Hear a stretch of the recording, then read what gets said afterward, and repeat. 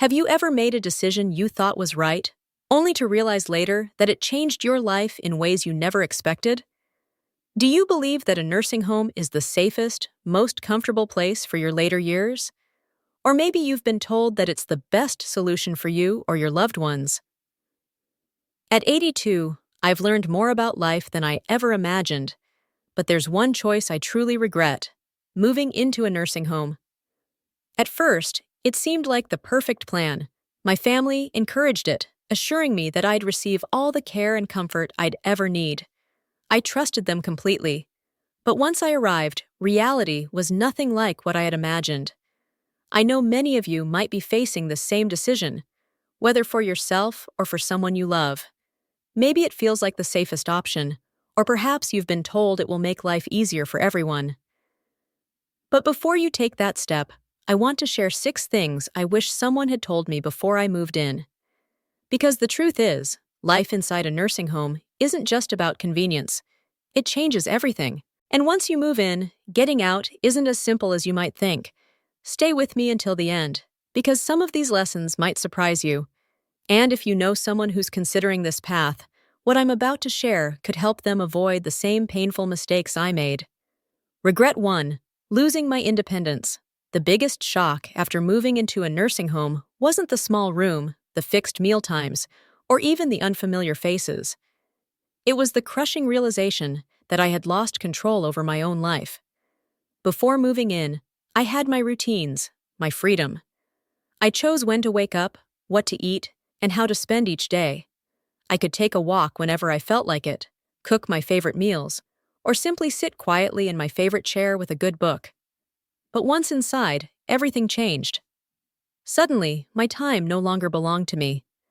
Everything ran on a strict schedule, one that wasn't mine. Breakfast was served at a set hour, even when I wasn't hungry. Lights out came at the same time every night, whether I was ready for bed or not. If I wanted to go outside for fresh air, I had to ask permission, and often wait until someone was free to help. Even simple decisions, what to eat, what to wear, or when to bathe, started feeling like privileges rather than personal choices. I still remember my first week there, waking up in a bed that didn't feel like mine. I sat up, stretched, and instinctively reached for the book I had been reading at home. But as I looked around that unfamiliar room, it hit me with painful clarity. This wasn't my home anymore. My books, my favorite chair, the little comforts I had spent years collecting, all of them were gone. In their place stood sterile walls, a plain bed I hadn't chosen, and an emptiness that slowly crept in. I couldn't shake the feeling that something inside me had shifted forever. I was no longer in charge of my own life. The hardest part? Realizing that once you give up your independence, getting it back is almost impossible. You start adapting, not because you want to, but because you have to. You stop arguing when they tell you what's for dinner. You stop asking if you can go for a walk whenever you please. You learn to fit into their system, to follow their schedule, to stay quiet even when something feels wrong. And in the process, little by little, you start losing yourself. If you're thinking about moving into a nursing home, ask yourself this: are you truly ready to give up the small freedoms that make life yours? Because once those freedoms are gone, you'll miss them far more than you ever imagined. Regret 2. Feeling forgotten. One of the most painful truths about living in a nursing home is realizing that the world outside doesn't stop. It keeps moving, even when you're no longer part of it. When I first arrived, my family promised they'd visit often. I believed them, and for a while they did. My daughter came by every week. My grandchildren would drop in on weekends. For a short time, I felt connected, as if my old life was still within reach. But as the months went by, those visits grew less frequent. My daughter started calling instead of coming. My grandchildren became busy with school, work, and their own lives. Holidays were the hardest. Everyone said they'd come, that we'd celebrate together, but plans always changed at the last minute. I remember sitting in the common room on one Christmas Eve, watching other residents glance at the door, hoping today would be the day someone remembered them. That quiet waiting, it broke something inside me. It wasn't that my family stopped loving me, Life simply moved on without me. When you're not around every day, it's easy for others to assume you're fine, that you're adjusting, that you no longer need as much attention. But the truth is, the longer you stay in a nursing home, the easier it becomes for people to forget how much you still need them. I remember one evening sitting alone in my room, holding my phone, debating whether to call my son. I didn't want to bother him. I didn't want to sound lonely or make him feel guilty. I told myself, he's busy, I'll call tomorrow. But deep down, I knew I just didn't want to face the silence if he didn't answer. So I put the phone down and waited. And that's when it hit me. This was my life now. Sitting there, watching the days slip by, hoping someone would remember to call, to visit, or just to include me in their thoughts. If you're thinking about moving into a nursing home, ask yourself this. Are you truly prepared for the loneliness? Because no matter how much your family loves you, once you're out of sight, it's easier than you think to become out of mind. Regret 3. Losing my sense of purpose. When I first moved into the nursing home, I thought I was only changing my address. I never realized I was also changing the reason I woke up every morning. At home, I had responsibilities. I had small daily routines and meaningful tasks that gave structure to my life. Watering the plants, brewing my morning coffee, tidying my living room, all those simple things gave me purpose and a quiet sense of pride. But inside the nursing home, those little rituals vanished. Meals were made for me, the cleaning was done by someone else, and the plants, well, they weren't mine to care for anymore. At first, I convinced myself that it would be a relief. No chores, no stress, no obligations, just time to rest. But after a few weeks, I began to feel a growing emptiness. The days felt long, stretched thin, filled with waiting rather than living. I noticed it wasn't just me. Around me were people who had once been vibrant, active, full of purpose, now sitting silently, watching the clock, waiting for time to pass. Their eyes looked alive but distant, like the spark inside had dimmed. There was a man named George, 84 years old, a carpenter for more than half his life. Back home, he was always building something, fixing, creating, shaping wood into something useful and beautiful. His hands, once rough and strong, always had a project to work on. But here, there were no tools, no workshop, no purpose. I remember watching him one afternoon as he sat by the window, his hands resting quietly in his lap.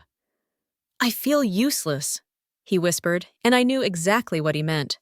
When you no longer have something to care for, something that gives your day meaning, life starts to lose its rhythm. The mind slows down, the body follows, and soon you start to feel invisible, like just another name on a list, waiting for time to pass in a place where nothing really changes.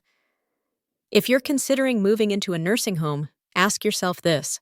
What will give your life purpose once those daily responsibilities are gone? Because the truth is, it's not rest that keeps us alive. It's having a reason to wake up each morning. Ask yourself this. What truly gives your life meaning? Because once you move into a nursing home, finding purpose isn't as simple as filling your day with activities. It becomes a struggle to hold on to the small things that make you feel alive. Regret 4. Declining health faster than expected. Before I moved into a nursing home, I thought I was doing well for my age. I wasn't running marathons, but I could take care of myself. I cooked my own meals, went for walks, and stayed active. My little routines, stretching in the morning, watering the plants, walking to the grocery store, kept me strong and steady. My body wasn't perfect, but it still felt like mine. Then, everything changed. At first, it seemed like a blessing. Meals were prepared for me, I didn't have to stand in the kitchen, and if I needed something, I could press a button and someone would appear. It sounded like comfort. But slowly, without realizing it, I began to lose something far more valuable: my strength. The less I moved, the weaker I became. My legs started to stiffen. Getting out of a chair began to feel like lifting weights. I told myself it was just part of getting older, but deep down, I knew it wasn't. The truth was simple but painful. The more help I accepted, the more dependent I became. And it wasn't just me. I saw it happening all around. People who had walked into the nursing home on their own 2 feet were soon using walkers and before long, wheelchairs. Independence faded quietly, replaced by routine assistance. The more help we were given, the more we seemed to need it. I remember my neighbor Alice, an 81-year-old woman full of energy when she first arrived. Every morning, she walked around the facility, waving at everyone with a smile. "I'm not slowing down," she'd say proudly. But over time, those walks grew shorter. Then she needed a walker. A few months later, she was in a wheelchair.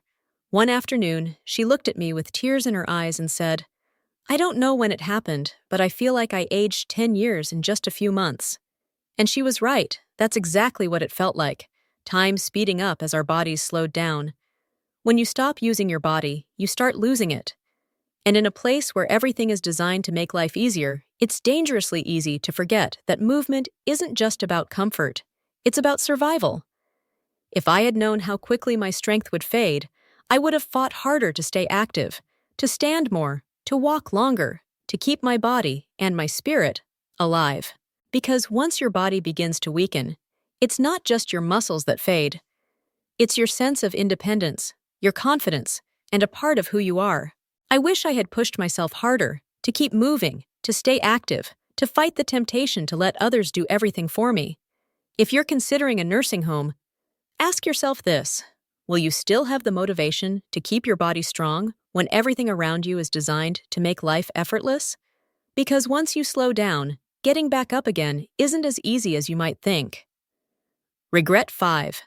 The loss of privacy and dignity. One thing I never fully understood before moving into a nursing home was just how much privacy I would lose. At home, I had my own space. I could close the door whenever I needed quiet, sit in peace, or do things in my own way and on my own time. But in a nursing home, privacy becomes a privilege, something you can't always count on. From the very first day, I felt as if I was constantly being observed. Staff members came in and out without warning, checking rooms, bringing medications, or performing routine inspections. There were shared spaces everywhere: dining areas, activity rooms, hallways filled with people. You are rarely, if ever, truly alone. Even the most basic tasks, getting dressed, taking a shower, or using the bathroom, often required assistance. I understood that the staff were just doing their jobs, but that didn't make it easier. It's not simple to accept help for things you've done independently your entire life. There's a quiet humiliation in realizing that you need to ask permission to shower or wait for someone to walk you to the restroom. The first week, I remember sitting on my bed, staring at the call button, feeling torn between my pride and my need. Pressing that button meant admitting that I couldn't do something by myself anymore. Even small freedoms disappeared. Want to bathe when you feel like it? You might have to wait until someone is available. Need to use the restroom? Sometimes help doesn't come as quickly as you'd like. Meal choices were another reminder that control was no longer mine. If you didn't like what was on the menu that day, too bad. There weren't many alternatives. And then there was the issue of roommates. Not everyone gets a private room, and sharing your space with a stranger can be one of the most difficult adjustments. I was fortunate. My roommate was kind and respectful. But I heard stories from others who weren't so lucky. Some had roommates who shouted through the night, left the lights on, or were unclean. Others had companions with severe memory loss or confusion, which made daily life unpredictable and exhausting. It's hard to describe the feeling of losing privacy after a lifetime of independence. You start to feel like you're living under constant observation, as if your life no longer belongs to you. Every moment, sleeping, dressing, eating, is shared or supervised, and when your privacy fades, your sense of dignity often fades with it. Sleeping through the night became nearly impossible. No matter how many family photos I placed on the nightstand or how carefully I arranged my things, the room never truly felt like mine. It wasn't home. It was just a space where I existed. Dignity is a hard thing to lose, and I didn't realize how much of mine I'd have to surrender until I was already there. When people knock but don't wait for an answer before walking in, when they speak to you like a patient instead of a person, or when your daily routines are controlled by a schedule you didn't choose. It changes you, slowly. You start feeling less like yourself and more like just another name on a list. If you're thinking about moving into a nursing home, ask yourself honestly, are you ready to give up the privacy and control you've had your entire life? Because once those freedoms are gone, getting them back is far harder than you imagine. Regret 6. Realizing it's harder to leave than you think. When I first moved into the nursing home, I told myself it was temporary, a short stay, just to see how it went. If I didn't like it, I could always leave. That's what I believed. But what I didn't realize was just how complicated it would be to leave once I was already settled in. At first, it seemed simple. I thought, if this doesn't feel right, I'll just go home. But home wasn't the same anymore. The house I had lived in for decades sat empty, gathering dust. Maintaining it from afar was harder than I expected. My children had started making changes, selling things they thought I no longer needed, rearranging furniture, even discussing the idea of renting it out. When I finally mentioned wanting to move back, the response wasn't what I hoped for. They hesitated. Are you sure you can handle it on your own? Wouldn't it be safer to stay where you are? We just want what's best for you. Their words were gentle, but their hesitation cut deep. It was clear they no longer saw me as capable. And then there was the physical reality. Months of living in a place where meals were delivered, laundry was done for me, and walking distances were short had quietly taken a toll. I wasn't as strong as before. My stamina that had faded. The stairs at home that once seemed effortless now looked intimidating. I began to question myself. Could I really live alone again? Or had I already crossed the point of no return? That's the truth no one tells you. Once you move into a nursing home, getting out isn't easy. It's not just about packing your things. It's about reclaiming your independence, your strength, and your sense of control. And for many people, by the time they realize they want those things back, it's already too late.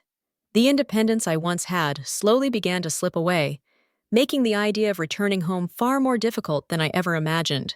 I wasn't as confident in my ability to live alone anymore, and that fear, subtle at first, eventually kept me where I was.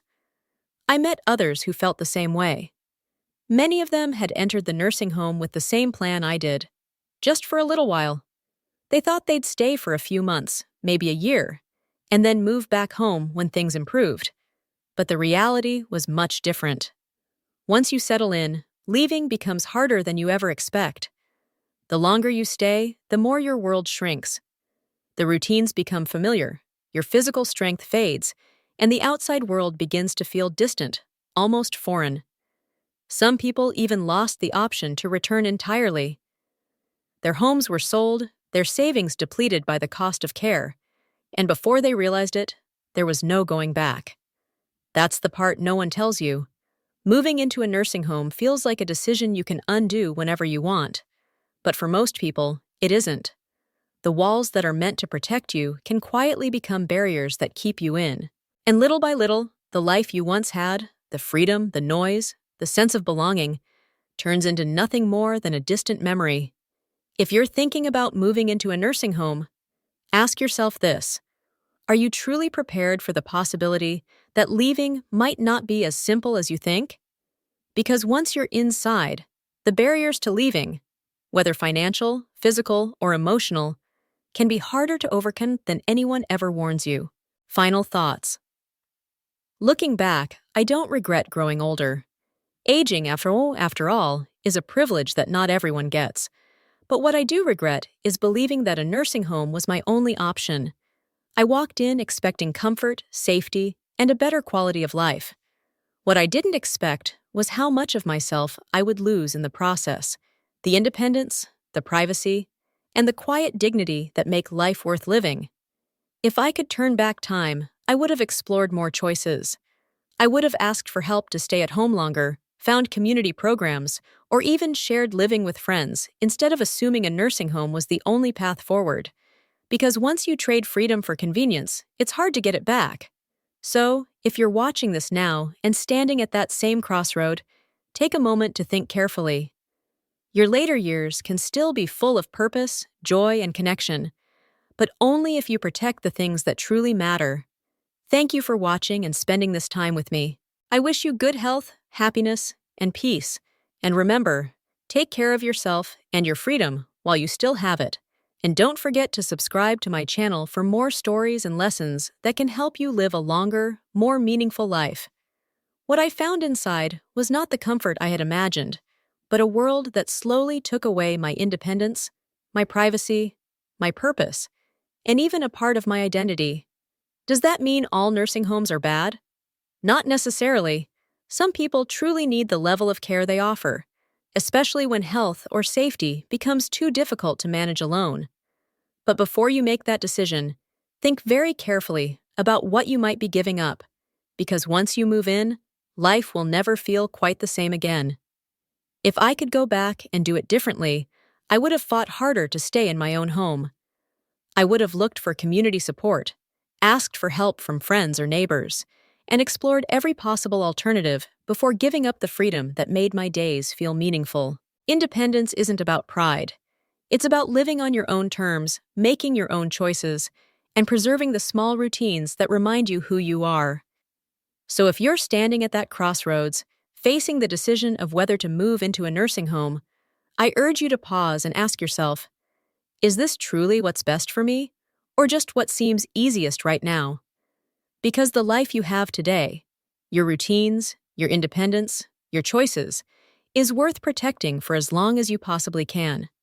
Once it's gone, you'll realize how precious it truly was. Thank you for spending this time with me. I'd love to hear your thoughts. Share one thing you learned from this story and how you plan to apply it to your own life. Your reflections mean a lot and help us continue creating heartfelt content that informs and inspires others. If you found this video valuable, please remember to like, subscribe, and share it with someone who might need to hear this message. Your support helps us continue to grow and reach more people who need encouragement in their later years. Wishing you good health, happiness, and peace always, and don't forget to subscribe to my channel for more life lessons and stories that help you live with strength, dignity, and hope.